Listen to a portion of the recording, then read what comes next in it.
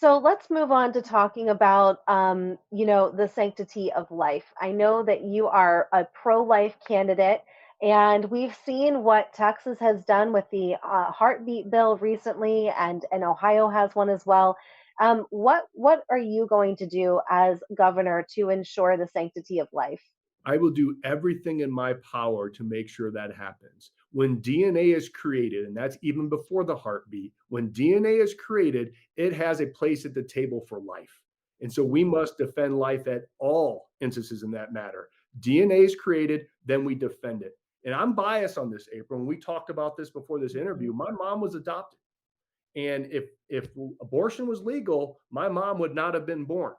And guess what? I'm sure there's a lot of progressive leftists out there that probably wish that would have happened because I would not be here.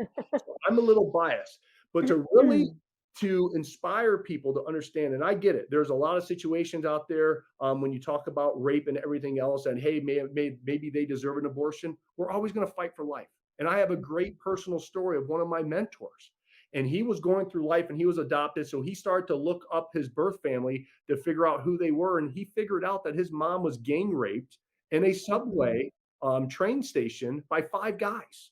Mhm.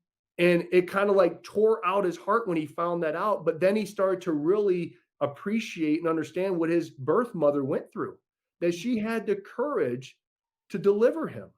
And Mhm. since then, since he was delivered, he has helped thousands of people be better versions of themselves.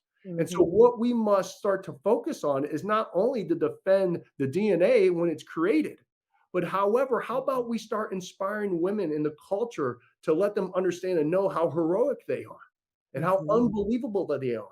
That God put them in this moment and they don't know that little baby inside them may be the next president, maybe the next person that changes humanity, may get us out of the situation maybe in the future. We don't know that.